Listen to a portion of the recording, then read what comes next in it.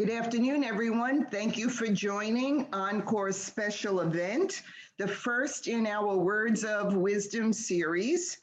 Today's topic is managing intergenerational work teams. Karen Roberts, our resident HR professional and advisory board member, will be introducing our special guest. Karen, it's all yours. Thank you, Christine, and welcome everybody. We are delighted to have you here with us today to share words of wisdom from our special guest, Brian Altschuler. I'm going to give you a brief overview of Brian for those of you who may not know him.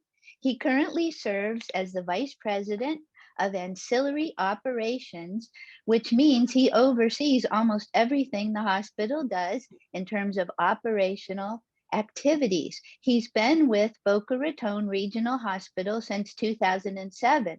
However, many of you may know that Boca Raton Hospital is now part of Baptist Health South Florida. And Brian will be talking a little bit more about that. Prior to joining now Baptist Health South Florida, Brian played an integral role in leadership and staff development at two other local hospitals, Palms West and also Bethesda Healthcare Systems. Before that, he was with Marriott International for 10 years and also had roles at Walt Disney World Resorts. Brian received his Master of Science in Management with a focus on leadership from Nova Southeastern University. He is an adjunct professor at Lynn University and holds the SPHR Senior Professional in Human Resources certification. During his career, Brian has earned numerous awards and honors, most recently 2018 Excellence in Human Resources Award from the South Florida Business and Wealth magazine, and also in 2018 was named Wellbeing 100 Award from Corporate Health and Wellness Association. Brian believes that passion, energy, and drives are musts in everything you do as a leader. Brian his hobbies include photography, cycling, and exploring new cultures, and he loves discovering new off the beaten path restaurants that offer some amazing food. So Brian, we are so thrilled to have you here today. We know the job of a vice president of ancillary operations during these past few months has been rather busy. So thank you so much for taking time to be with us today. And I'd like to just have you please share some of your thoughts with us today, and then later we'll ask a few questions. So welcome, Brian.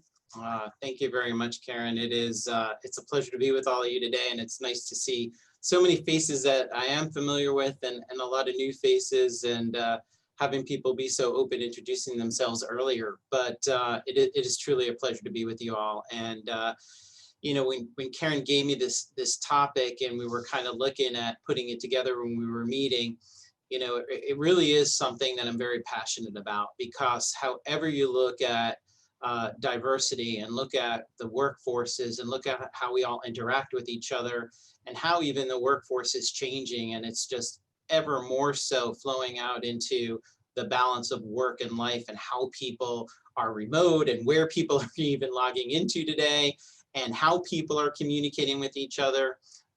This whole intergenerational workforce, you know, has just become really a topic of high focus. And how do you engage everybody and keep everybody engaged and working well together? And then you layer that in with you know, a global pandemic, and it is really a mixture for an interesting recipe. So I'm thrilled to be here today, and I do want to kind of keep it as informal as we can. It's my personality, so I'm glad Karen will have some questions at the end of this. But if somebody, you know, does have a question and they want to you know, engage, I certainly welcome that.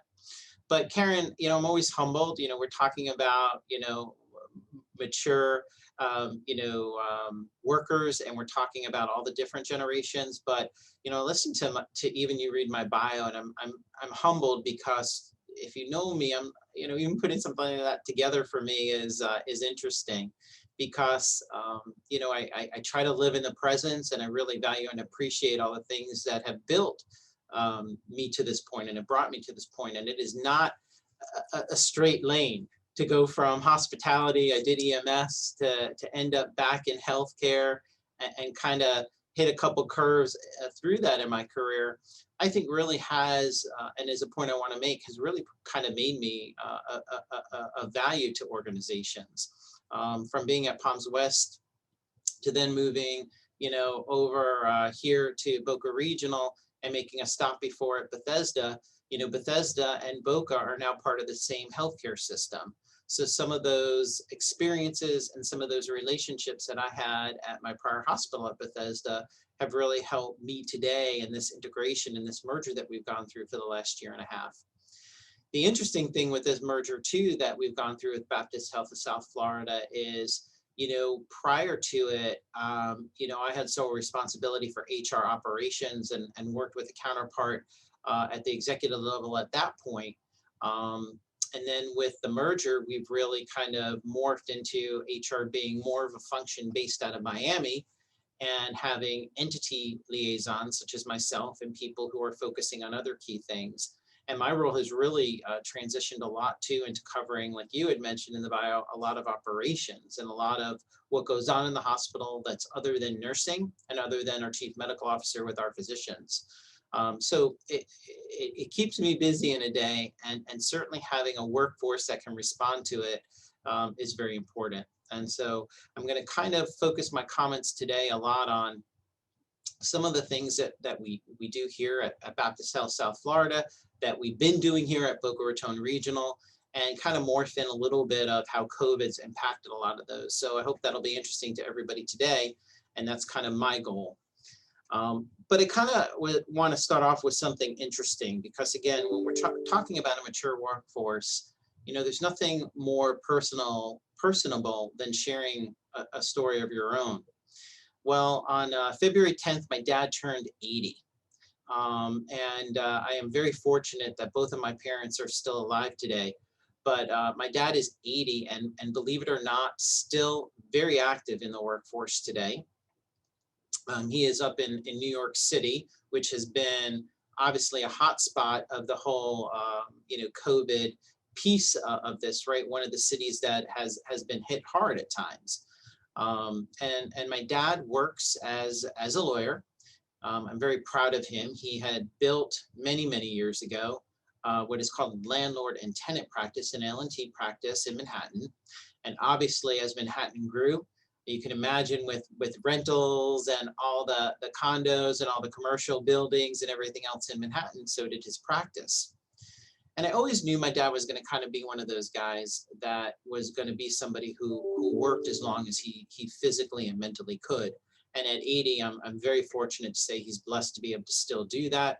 And I'm very fortunate that he's still very active as a dad to me and as a father. But just a little while ago, a few months back, my dad, because he insisted on still being part of his practice, as dedicated as he is, was still working 4 out of 5 days a week at his practice in Manhattan. Actually did come down with COVID, and we had to kind of help him realize he had to take it easy and get himself better. And luckily he did do that. And he's doing well at this point. But I was sharing with Karen, yes, that is good news, because at 80, he had me very worried. But he did fully recover. And I've now been talking to him, and I think convinced him that maybe 3 days in Manhattan and 1 day remote and the rest off for the week. But I was explaining to Karen, I wanted to share a little bit about my dad, because one of the components I kind of wanted to start talking about here today was, valuing, mature workers in the workforce, and using my dad as an example of this, because obviously wearing an HR hat over the years, my dad and I have had a lot of conversations about people and leadership and people management. And the most interesting conversations I've had with my dad are actually about him and his own situation. So I told you, many years ago, my dad helped build this practice in Manhattan, and the kind of volume that the practice has generated. And I'm proud to say my dad has always been a very respected senior now partner of that firm. And you know, the whole legal industry, like healthcare, and sometimes I think this does impact this whole intergenerational workforce, and sometimes how mature workers are viewed, can be perceived in a very conservative way, right? You know, even, you know, I look at healthcare and I kind of use healthcare and legal industries as examples, and just simply saying traditionally, I think they're modeled more conservatively.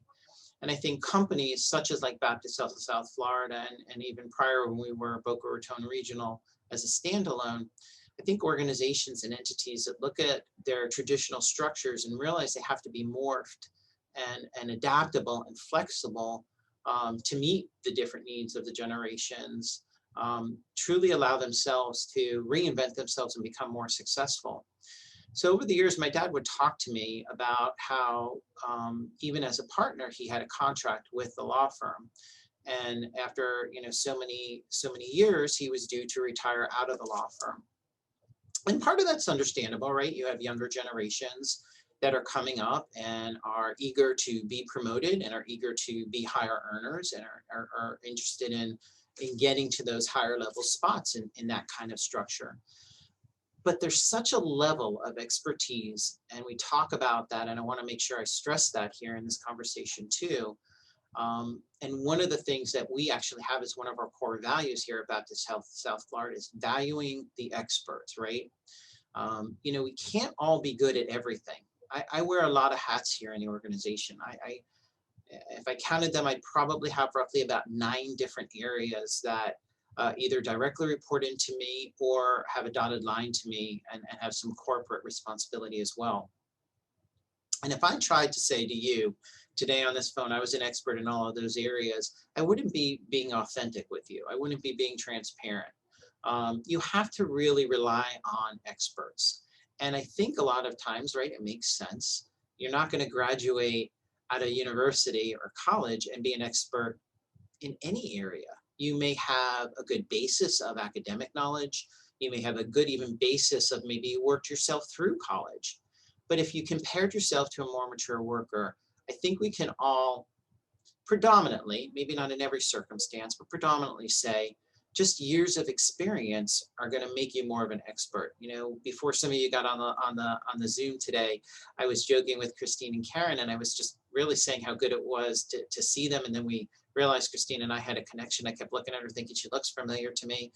And it just got to the point of, you know, talking about how many years ago that was. And I said, you know, I think I'm one of the best me's right now in this stage of life.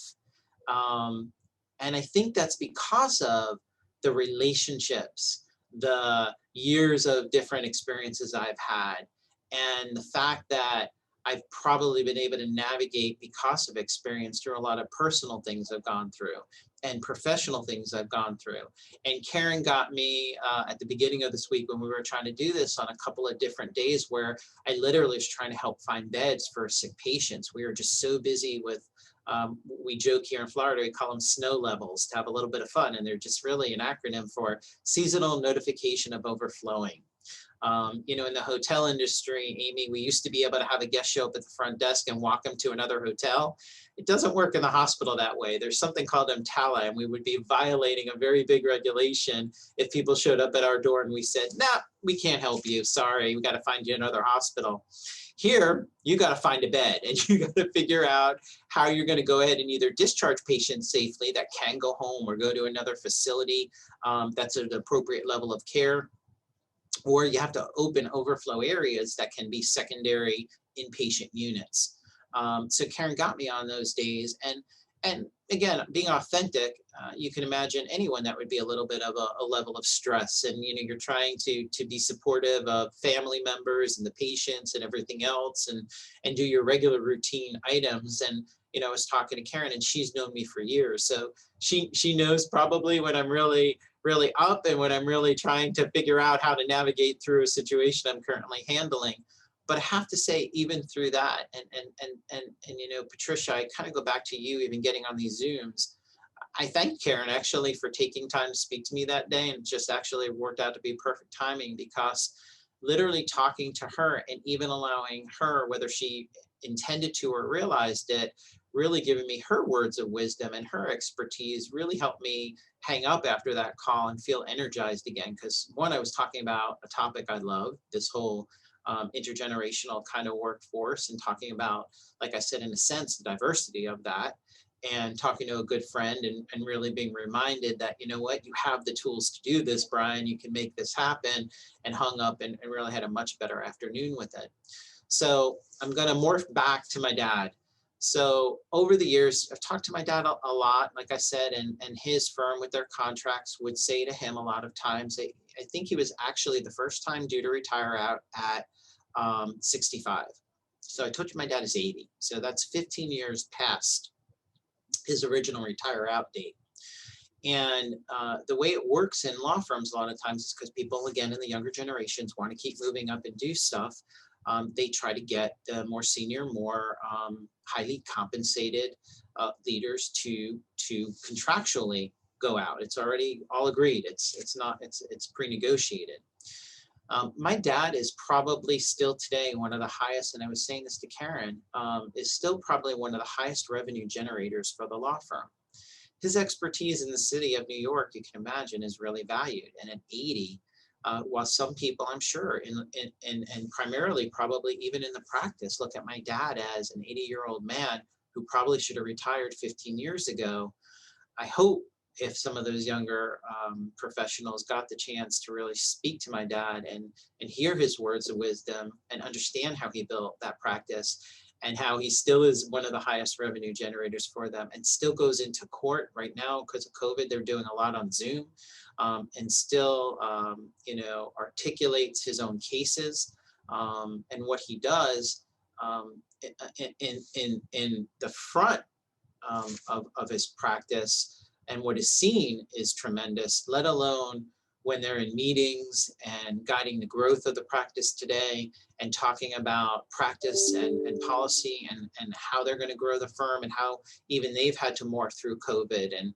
where there have been some rental protections in the city and it's affected some of their business, how they've had to morph and do other things.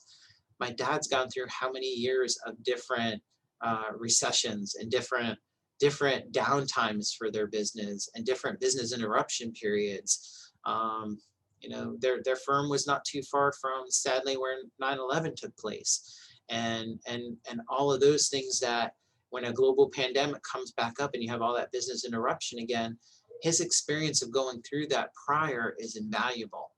And when we sometimes just automatically exit that expertise, I think we really put sometimes our businesses at risk.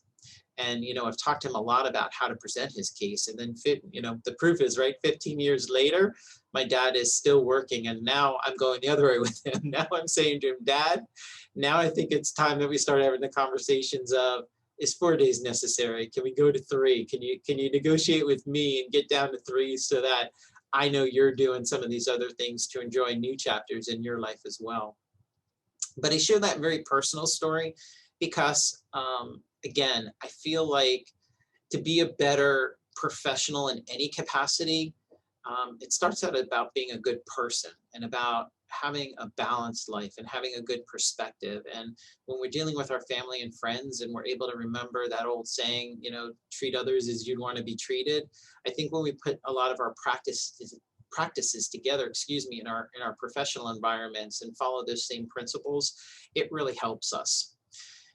Karen was asking me a lot about our hospital here. So our hospital is about 400 beds. We are about to go under a major expansion and build a new bed tower. So we have completely private rooms here and really have some very sophisticated services. We have a very extensive neurological hospital within a hospital. We've actually, about within the last 6 months, gotten classified as not just a specialty stroke center, but a comprehensive stroke center. So what that basically means is in Palm Beach County, some people are familiar, there's trauma centers. So we have 2 trauma centers in Palm Beach County. They're Delray Medical Center on the south end of the county. The spread line is Southern Boulevard, and to the north of Southern Boulevard, if God forbid something were to happen that required that classification of hospital, you would go up to St. Mary's. Well, in the county, Boca Regional is now not only a designated stroke center, but is a comprehensive stroke center, which means we do some very advanced procedures here. And what that does is enable emergency medical services to bypass other hospitals to bring patients requiring very special attention to us. So I'm trying to give you an idea of our hospital. We're going through a lot of technical, a lot of sophisticated programmatic growth. You can imagine that also increases our number of employees that we need. So, you know, when we were a standalone, probably our highest count was getting up to about 2,600 employees. We're over 3,000 employees now that are employed with our healthcare system. So we're a large employer. We are employing employees that are of all ages, look all different, come from different backgrounds. And to me, as a senior leader, I find that extremely rewarding to be a part of. I am actually our champion here on the entity level, and I sit on the corporate committee for all of Baptist Health of South Florida for diversity and inclusion. And I expressed this to Karen. I was most proud of Baptist because they started a lot of their programs before they were the buzzwords, before even the most recent and sad things have happened with Black lives and with women's rights and all these things. Baptist had already been on board with a lot of these key things. And I was proud to be able to be asked to join the corporate group and help start our larger entity diversion and inclusion committee. Several years back, our entity diversion and inclusion committee started actually as an LGBTQ piece where we were really trying to make sure in our community we were providing care to everybody and that we were promoting environments where everybody could come to our hospital and be part of receiving, again, open, you know, great care clinically and really feel comfortable that our practitioners were trained to meet their needs.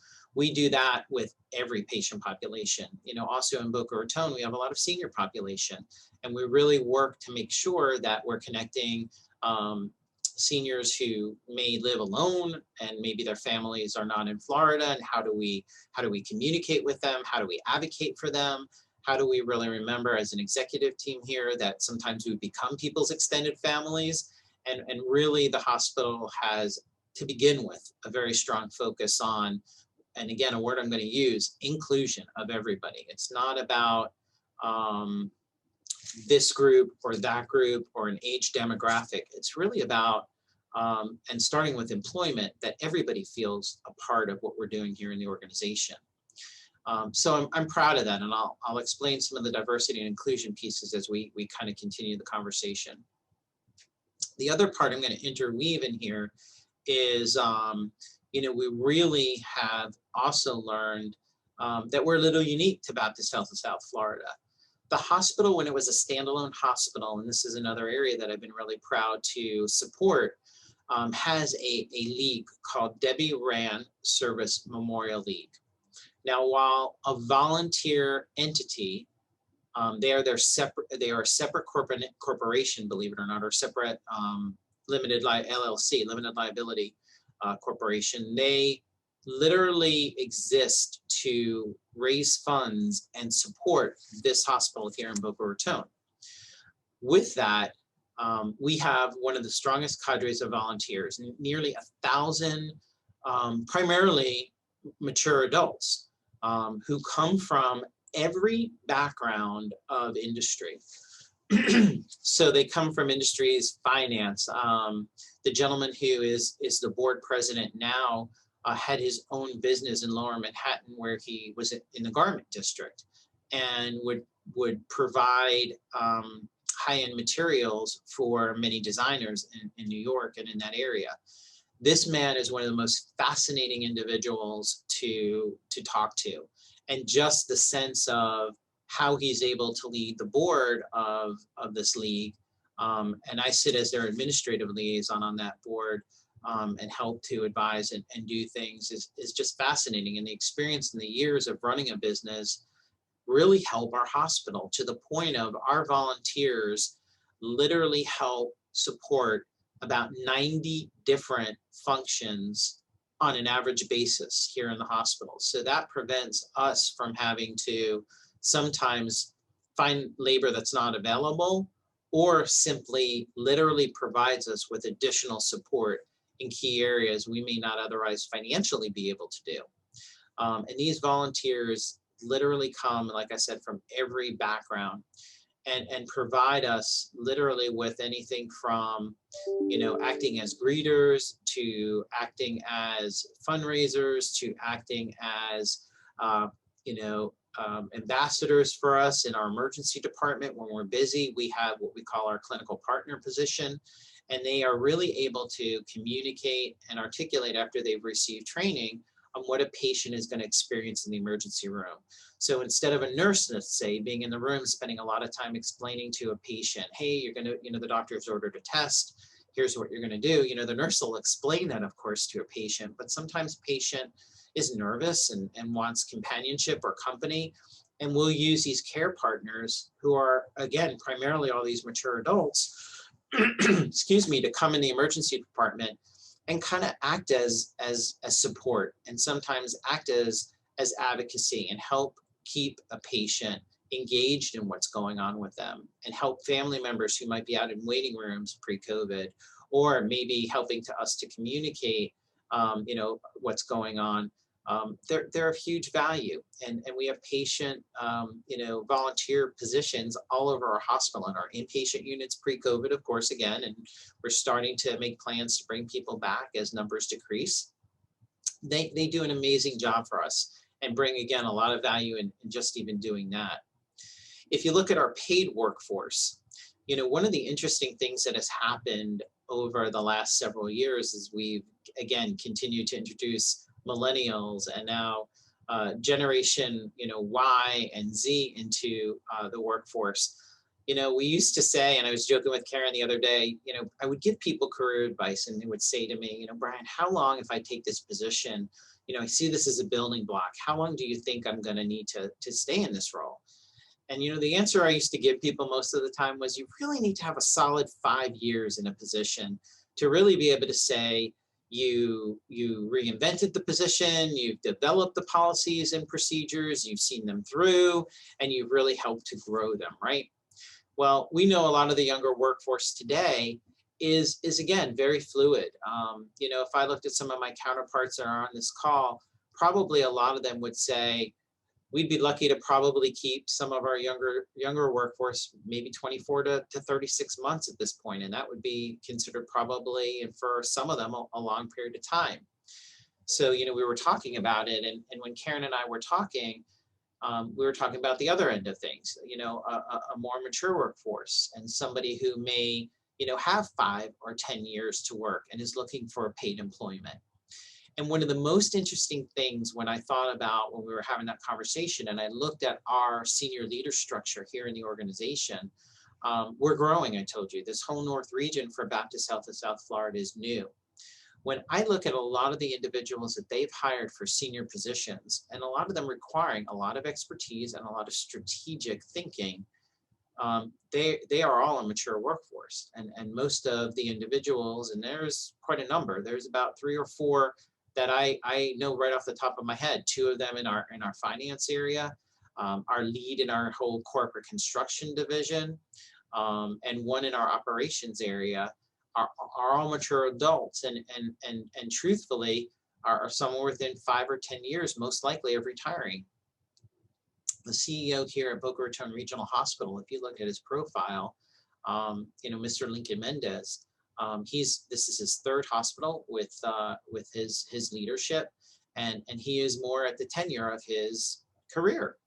But with this whole transition and integration into Baptist Health of South Florida, he is a prime example of why a more mature leader with experience, for him with Baptist Health of South Florida, none with us, and quite honestly, most of it down in the Miami market, not within this market in Boca Raton, really was the right decision, because he was able to bring the expertise of helping us culturally form into Baptist Health of South Florida. He knew what that culture in Miami looked like.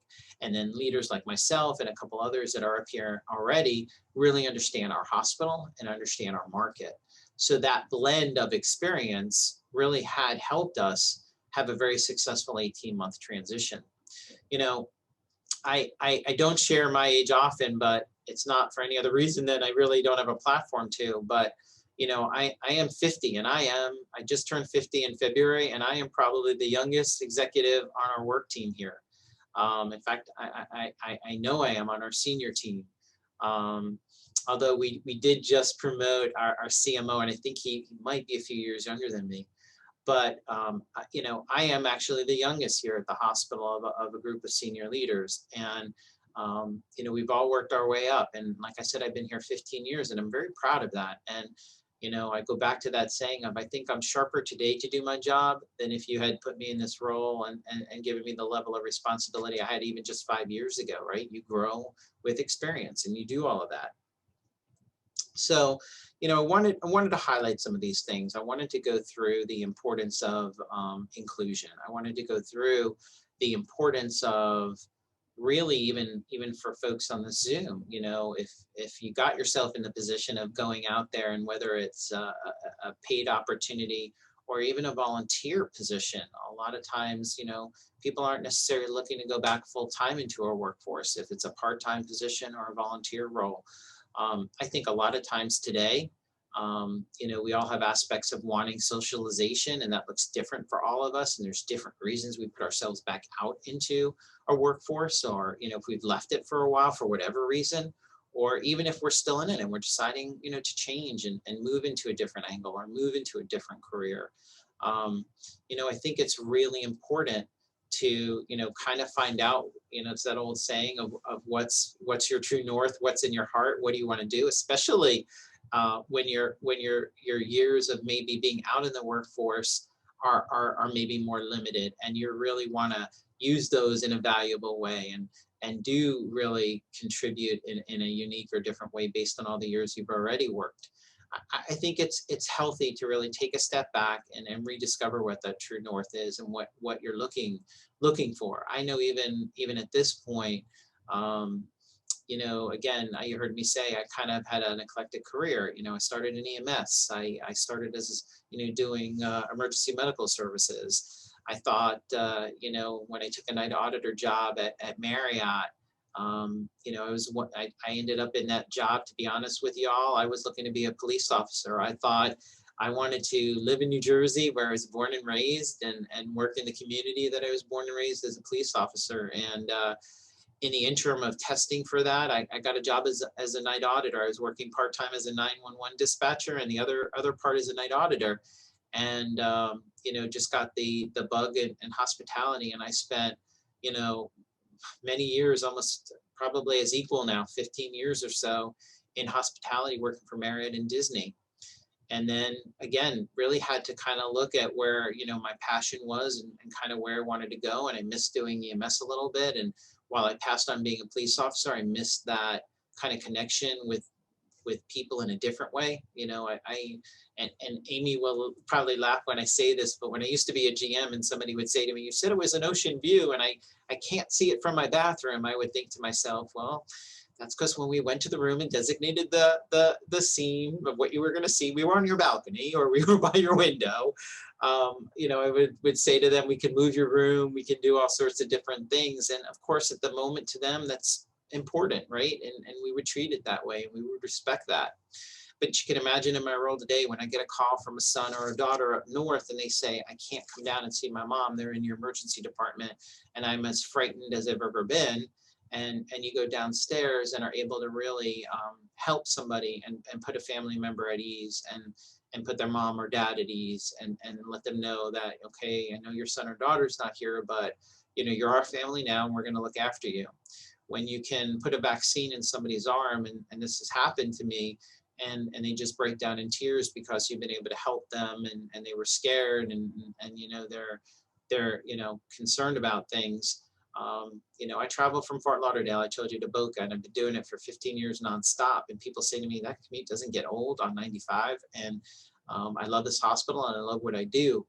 But I even in having this role, as long as I've had, really always try to rebalance and find the purpose, find why I'm doing it. And I want to send that message to you all because I think that, again, that really helps when you're getting yourself out there and you're putting yourself out And sometimes, again, we're talking about, I'm using more professional, right, scenarios, but this can be on community boards. This can be in getting engaged in community committees. It can be getting engaged in Encore and doing what you're doing now.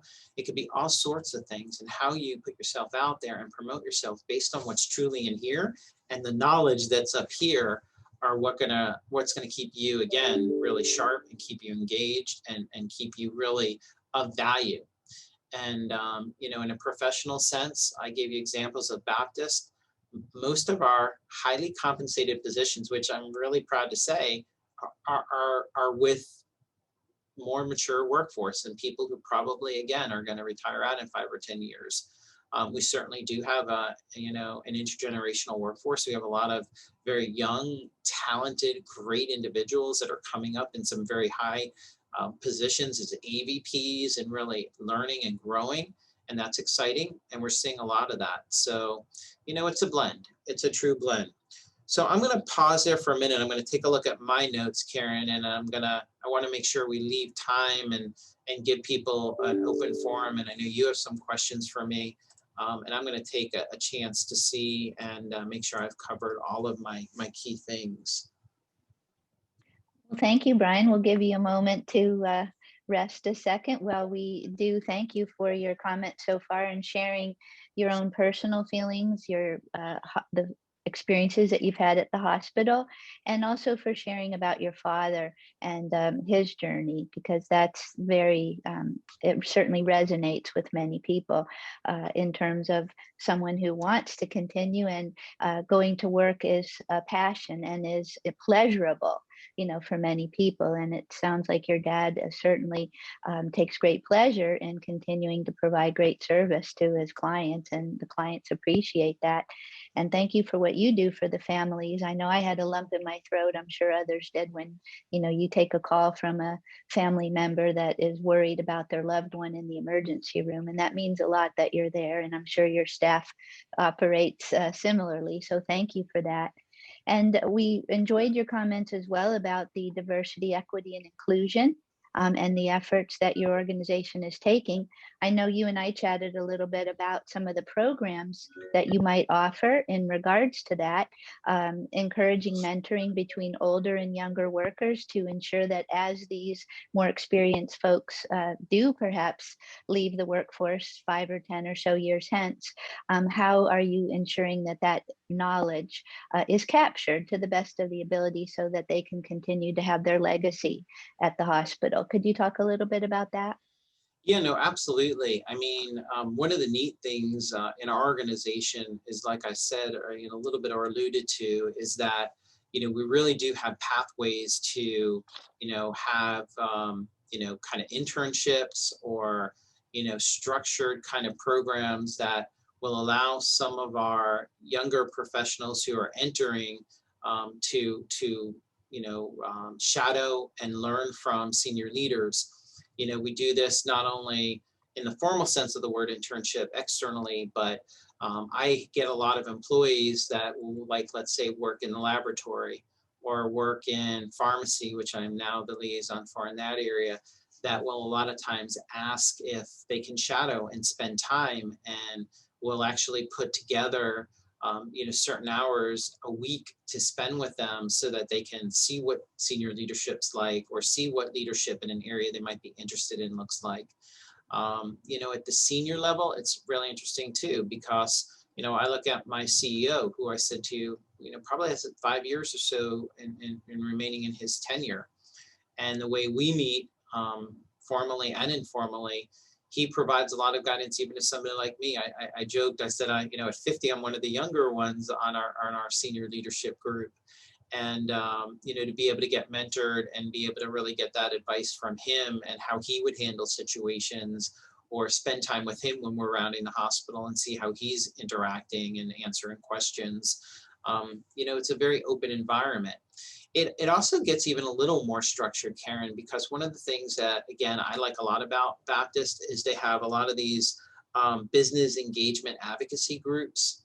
So they'll have very specific interest groups that form and meet together One, to be able to provide a networking opportunity with other people who might have a similar like interest to you, you know, and also to allow for that advancement within our own system. If you think about it from a human resource perspective, you know, it really provides that networking and integration to be able to move from, you know, where I might sit siloed at times at Boca by doing more of these engagement groups. In fact, you know, this afternoon at 3 o'clock, I'm not sure I'm the smartest for doing this, but at 3 o'clock, I'm going to drive to South Beach because there is a business engagement advocacy group that I'm a part of that is doing an activity down there. And as being one of the executives up here in the North region, you know, I want to network with that group. I want to make the opportunity to meet those people face to face, and some of them I haven't yet, to be able to, you know, have those mentorship opportunities and have more people to reach out to.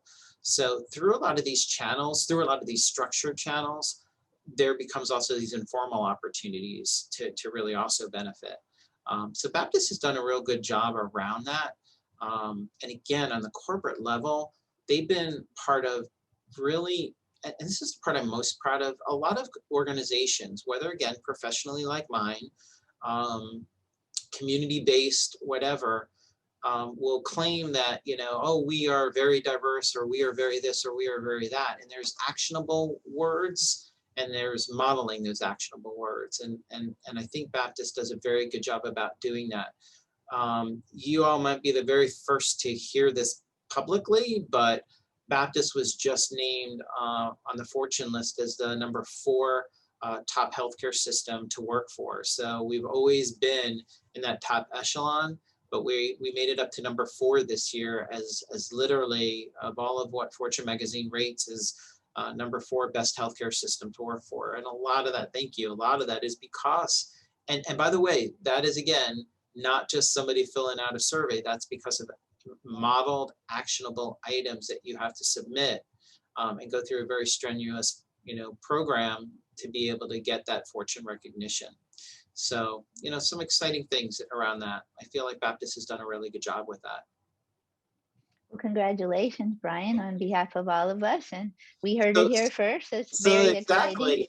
exciting. Look for that when it comes out. And for now, you may need to keep that in Vegas. You're the first ones to hear that, but it's such an exciting time. And, you know, when it's so hard to recruit for COVID, you know, think about it. How many people get excited when you say to them, hey, you want to work in a hospital during a global pandemic?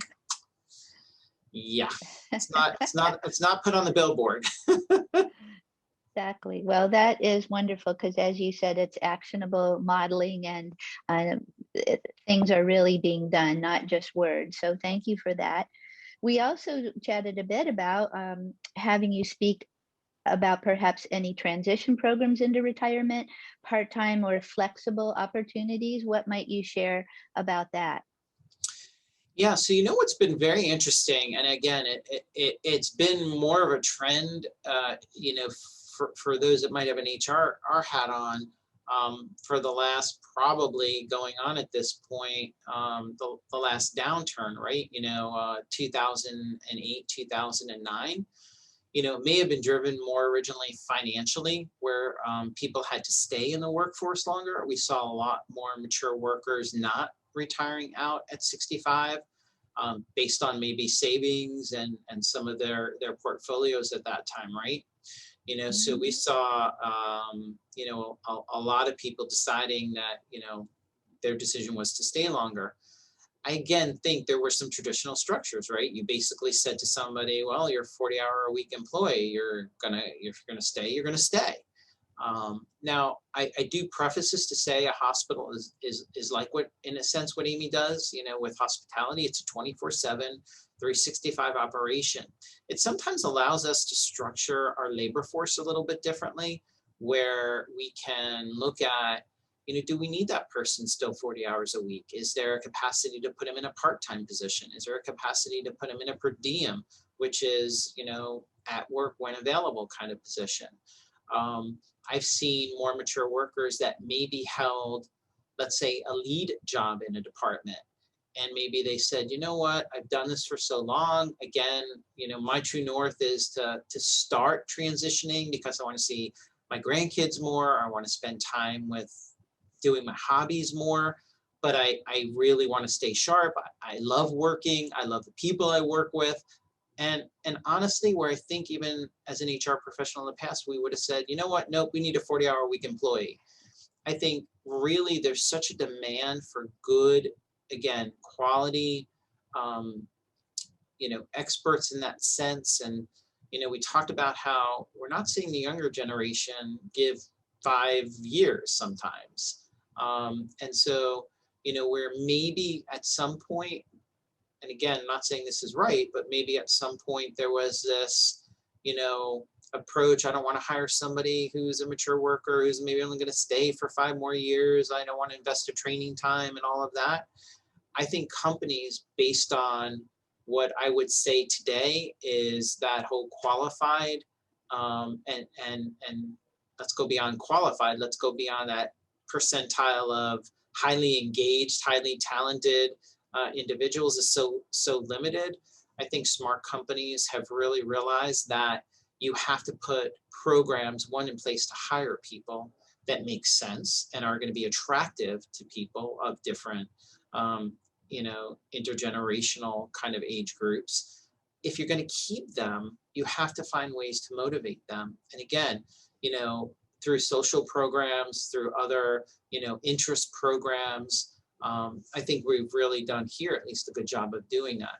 I think we also have done a much better job, and I think, again, it goes back to that 2008-2009 period of really helping people understand how to plan for that retirement, one, again, financially, but, quite honestly, Karen and team, mental health and mental wellness has become so important to that overall well-being.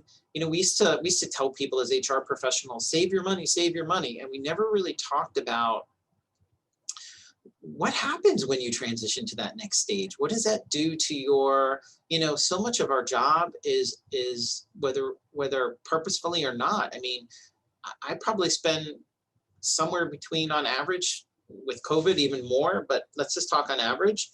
I don't do less than a 40-hour work week, and I probably average more of about 50 hours of a work week.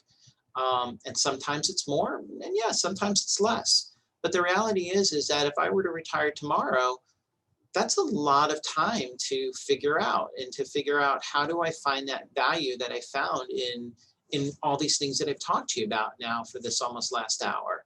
And I think organizations, including ours, are doing a better job of things like Life Works, and how do you make this new chapter into something that, again, is just that, just a new experience, a new north, a new interest. And I'm definitely seeing the trend where it's not a light switch anymore. It's not somebody saying, I'm retiring next week, Brian, boop, lights out. I'm seeing a lot more of this coming to the table and saying, look, I'm planning on retiring in a year. I would like to be part of, to your point, Karen, helping somebody grow. I have some great people in my department. I would like to help identify a replacement and help train them over the next year and spend time leaving the organization, because we have such tenure that I literally hear that more than ever. I hear people say, I want to contribute to the next leader. I want to be part of that. And it's almost, in a sense, again, you talk about what are we doing? It's good for the organization. And I think I see a lot of times it also helps bring closure to that part of the book for that individual, and allows them that transition and that feeling of, I mean, I can't tell you still how many times somebody will say, I just don't want to leave you, up in the air. I want to make sure I can set you up for success. And I think it's a two-way street, right? I think somebody, a lot of times he's saying it is, it's just such a great person at heart that they're doing it for that reason. And I think there's also that other side of it, of that value, and how do I leave my legacy, and how do I bring this to closure in a way. There's a lot of us, and it's just a humanistic characteristic, right? A lot of us need that closure. A lot of us need that, where does this book chapter turn? Mhm. Well, Brian, this has just been wonderful, everything you shared. I'm just going to have to look at my watch now to make sure we have time for questions and answers, and also so you can get safely on the road to South Beach. So I do have another question or two, but what I want to do first is open it up to the group to see if anybody on the call has a question, so we can stay on time.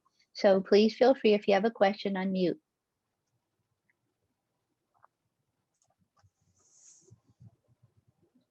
Okay. Rosemary, I can't tell if you're trying to unmute or not. I think I've asked a number of the questions you included, but if there's anything else, you go ahead. And then I will ask one closing question and let everyone else know what's happening next with Encore PBC. So please go ahead. Well, thank you. And thank you, Brian. Karen probably has a million more questions, but she wants to respect your time, as do I. And you have answered a number of the questions I fed Karen.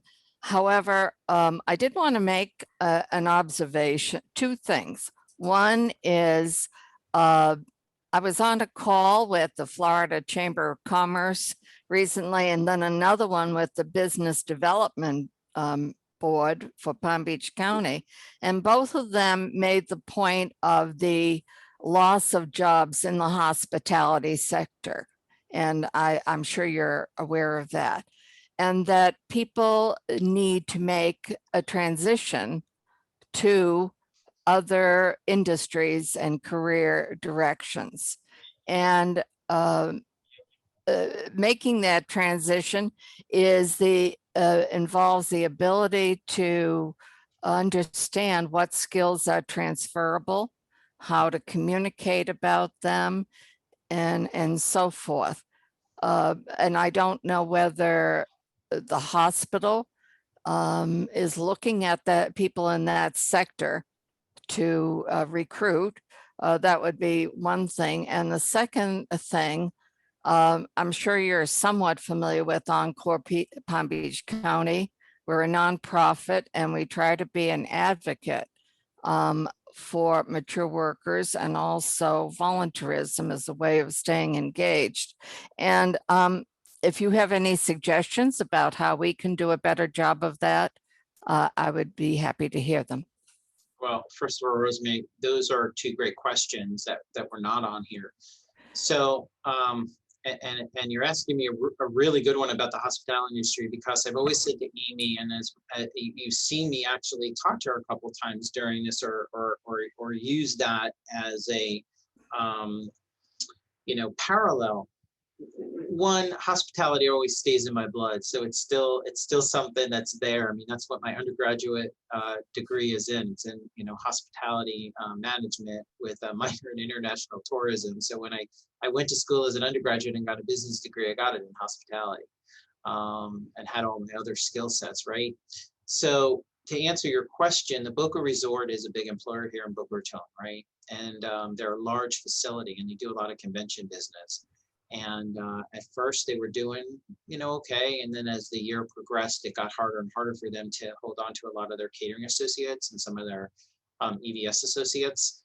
And we did work with them to try to let them know we had opportunities through our chamber, and communicate and build those relationships, right? Because somebody said it's not all about the years in life, it's about the relationships and the smiles in life. And I'm one of those people that really believes that. I don't believe it's so much your age. I think it's about the people that have come in and out of your life, and the times you've been able to smile and laugh. And we really, really, truly worked closely with them, because we do so many big events, and they're able to handle our events. Our events are usually around like 1,000 people. So, we knew a lot of the relationships there, and my head chef here, long and short of it right now, is from the Boca Resort. And a lot of my sous chefs are from the Boca Resort. We have a lot of people working over in EVS. I want to always be transparent. I think the one thing we could have done and maybe didn't do this time, and we have done this before. In fact, this happened north at Bethesda when I was there. We had that more formalized. So this was more awareness. We sent them our job postings. We told them what we had available. Obviously it was a little different this time, because I think at least at the beginning of this, a lot of those hotels were hoping it was not going to go this long. So nobody was saying, hey, I want to give up all my employees. As it kept going on, it was more like, hey, I'm worried we're going to lose these folks in the market. And then there was also my side of it. where, even having frank conversations with them, they would say, obviously, if we open back up, we'd like to be able to get our folks back. What's that going to do to you? And kind of approached it with the attitude of, what hospital wouldn't be luckier than to have the Boca Raton Resort executive chef working? And by the way, our patients are loving it right now. And they're helping to improve our menus, and they're helping to come up with new ideas, and they're working with our clinical dietitians. So, it may not be a long-term, marriage, but it's going to work out just fine for all of us.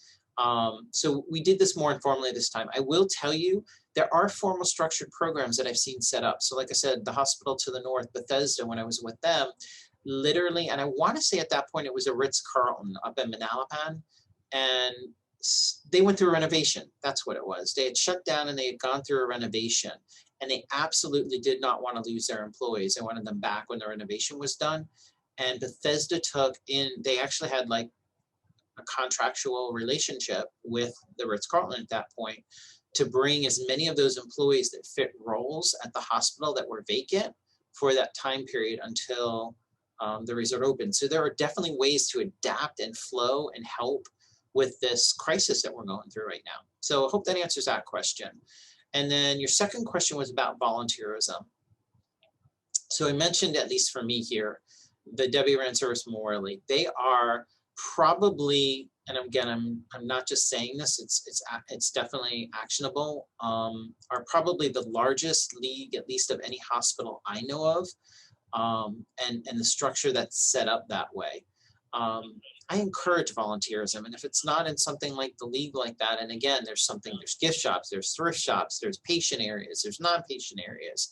There's basically somewhere for everybody to work to support like a community gem like this. It's a great opportunity.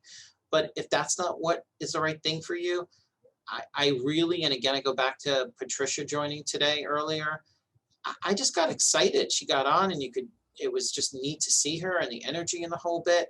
Find something that is your true north, you're passionate about, and volunteer. And it's not about an amount of time, it's about, just giving of yourself. That's really what I would encourage. And I'm hoping, and I'm sure you do, Rosemary, I'm sure you give outlets to different opportunities that people can, participate in. And honestly, there's a lot that even, and again, I know sometimes it can be a hindrance. I find a lot of these things through social media. I see a lot of postings for different things to do and get involved in the communities. And I think that's a great avenue as well. And again, Patricia was resistant. I know my mom was resistant. And as soon as we showed her an iPad and showed her what Facebook was, I can't get my mother off of Facebook. She's on there more than me. She's more social than I am at this point. So, it goes back to, it's really what we open our minds to and what we're open for. I really do use my parents as an example. My mother resisted, and I got her on a smartphone because she was still using a flip phone. And I wanted to text my mom. To be honest, part of it was a little selfish. I wanted to be able to reach my mom and text her. And she's very capable. My mom is a very young 78. And I said to her, look, this is silly. Just try it. If you don't like it, great. But don't close yourself off to it. And then I would say to her, she actually moved into a 55 and older up in New Jersey, and she couldn't figure out where the Home Depot was. And as soon as I said to her, just say, hey, Siri, where's the closest Home Depot? And Mom, it'll tell you. Or I said to her, you go to the ATM because Mama still likes checks. And some things you're not going to change with somebody. I would say to her, instead of going to the bank to do your checking or whatever, let me show you on the phone what you can do. And sometimes as soon as you open that box, my mom's now doing online Zooms with Brandeis. My mom is now talking to other people and being social. And to be honest with you, again, maybe for selfish reasons, I'm thrilled for my mom. It makes me really happy that I know my mom is staying sharp and being active with people of her interests and her age. And it's great. Does that answer that question, Rosemary? Yes, Brian, but as everybody who knows me knows, I have an ask also. Okay. Go for it. And since this, Karen. everybody knows me, yes, when you are talking about, I was thinking we do have on our website a page where nonprofits and can post volunteer opportunities. And I need a contact with somebody at the Debbie Rand. I can make to- that happen. And you can email me that afterwards, not the moment, but I a will. reason why they shouldn't be on our website also. That's right. We would Well, love thank it. you, We Rosemary. would love I'll it. make sure Brian gets that, and he'll make sure that that person gets that connection, and we can You guys will love include it. those. She's great. You'd love Amy. She's ahead of that with me. Oh, wonderful. All right. Thank you, Brian. Yes, and Rosemary, thank you. For anybody who doesn't know Rosemary, she is our incredible founder of Encore Palm Beach County. We're so glad to have her, who started this and got us going on this wonderful journey. We also have Marilyn Bieber on the call today. She's one of our board members, as is Christine Cottagio, who a longtime board member who has wonderfully helped with all of these webinars. We couldn't do it without her. We have Amy Mangold, Melissa, Marilyn, Katie from HR Association, Sharon, and Joyce. We're so happy to have you. Hope I didn't miss anybody, but it's just been wonderful. And Brian, thank you for sharing just who you are, sharing your heart with us, sharing your philosophy on leadership. It's been very, very uplifting, and we appreciate you. And we're so glad that you're going to get to go do something now for yourself and do some networking and to continue that personal journey for yourself as well, because you're always doing for others. So we thank you, we applaud you, and we hope everybody will visit us with our next event. You can watch for it as we continue our Wisdom and Experience Works for Business series, which Brian, you have kicked us off beautifully. So thank you so much. This was great, and I love seeing everybody. It's so good at seeing everyone. And hi, Katie, I'm Melissa. This is great. And if anything I can help grow Encore, please let me know. I do think, actually, Rosemary, the reason it'll be nice to share Debbie Rand, I think it goes both ways. I think there are a lot of folks that would benefit from even what you all are doing and would enjoy stuff like this. I think it's going to be a win-win. Well, we can always have a conversation about that. Sounds great. All right. Thank you again, Brian. Thanks, everyone. Y'all have a wonderful afternoon.